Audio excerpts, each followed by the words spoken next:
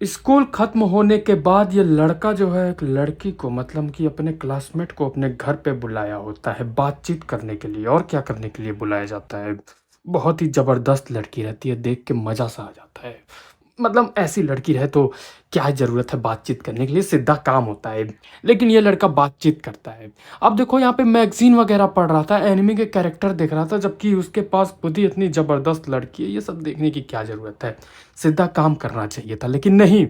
अब ये लड़की जो है सो इशारा देती है। मतलब जानते हो लड़कियों की बॉडी में स्टिमुलेशन होता रहता है, मतलब बहुत कुछ होता रहता है। लड़की इशारा देती है, लड़का समझ नहीं पा रहा था। लड़का कह रहा था कि क्या कर रही हो तुम? अब लड़की कैसे बताए कि जो बॉडी में सेंसेशन होता है उसको कंट्रोल नहीं किया जा सकता है, वो समझाने लायक नहीं था, वो नहीं समझा पा रही थी वो। अब लड़का जो है वो काफ़ी गुस्सा हो जाता है, उसको इरिटेशन होती है इस चीज़ से। अब ये काफ़ी ज़्यादा एंग्री हो जाता है, कहता है तुम कर क्या रही हो? मतलब एनिमे की बातचीत करो ना, ये क्या कर रही हो तुम? मतलब बहुत ज़्यादा गुस्सा आ जाता है। लेकिन भैया लड़की जो है, लड़की को जो चाह रहा था वो लड़का नहीं दे पा रहा था। तो यही दिक्कत हो जाती है, दोनों में मिसस्टैंडिंग हो जाती है। अब यहाँ पर क्या होता है, लड़की को थोड़ा-सा बुरा लग जाता है।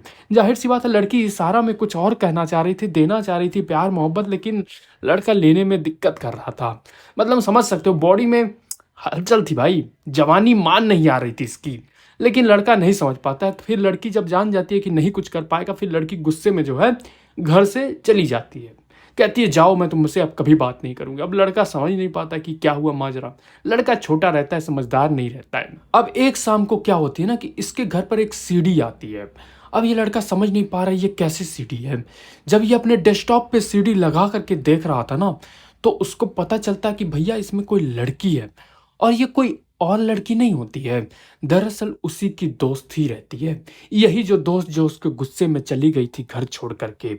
मतलब ज़ाहिर-सी बात है, जो चीज़ उसको चाहिए था वो दिया नहीं इसने। दिया नहीं, फिर क्या करे बेचारी, चली गई घर छोड़ कर के। अब यहाँ पर वो बातचीत करती तो लड़के को ये लगता है ना कि ये कोई डिबेट वीडियो है जिसमें अपने बारे में कुछ इंट्रोड्यूस कर रही है, वो बता रही है कुछ। लेकिन लड़के को नहीं पता था कि ये किस टाइप की वीडियोज़ हैं।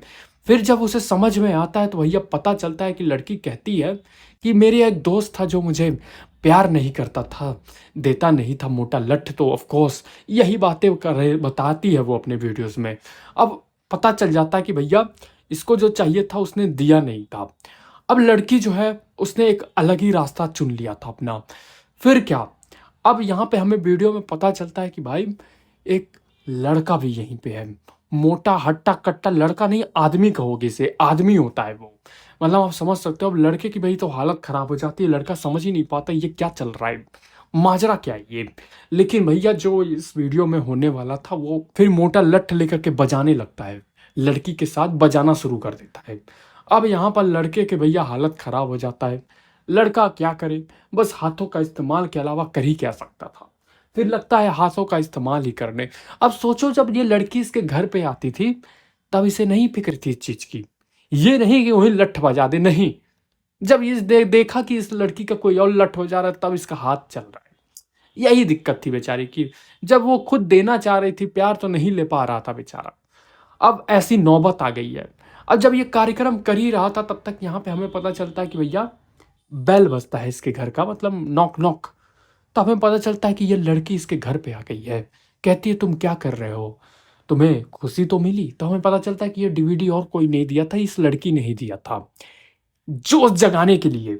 मतलब जग नहीं रहा था तो ऑफ कोर्स जगाने के लिए इसने ऐसा काम किया था। अब अगला एपिसोड में भैया इसका भी काम ये करेगा। तो देखने के लिए भाई इस चैनल को सब्सक्राइब कर दो, और नेक्स्ट एपिसोड चाहते हो तो ज़रूर कमेंट में हाँ बोल देना।